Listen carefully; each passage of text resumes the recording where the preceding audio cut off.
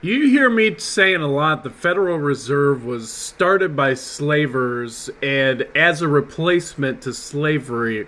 But is it actually true? Well, the overall concept of the Federal Reserve was first conceived by Alexander Hamilton, who research suggests that he did own household slaves. But the most interesting part of the story, when it was really realized, dates back to J.P. Morgan himself. And Chase has actually admitted and apologized for being part of the slave trade over 200 years ago. And when we think about J.P. Morgan Chase, it really shows us that this was something that was a replacement to slavery, because the way J.P. Morgan really made most of his money was on the railroad and canal building and running those things. You look at the type of labor that they used. In the South there actually was some actual slave labor, which might be related to these slaves that they did own. But the interesting thing is what's going on in the North. We get to see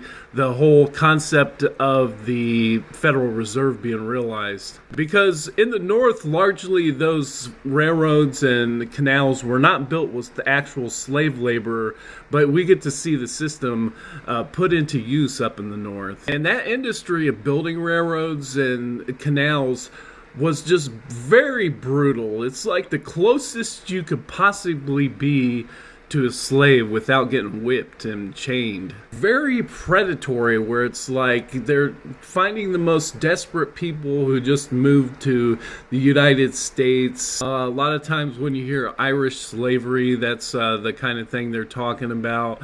And putting them into this extremely brutal work where it's like people are dying on the job like every single day. So when you put it all together, a company that really owned slaves 200 years ago founded the Fed, and think about how they kind of applied it to building the railroads and canals. What I'm saying is really true, and I don't see how the Young Turks can possibly fail to realize that anything but this is going to be an improvement. I've told you how mining was the most equal opportunity ever seen, where they don't even know what color you are when you do the work. Essentially like running a printing press for the Federal Reserve. I've told you how for the first time in human history, we get to pick which Federal Reserve system is the winner with our money by supporting a blockchain or not supporting it. I don't think it's just a coincidence that as soon as cryptocurrency came out, I had the biggest opportunity that I've ever seen in my life to start my own business.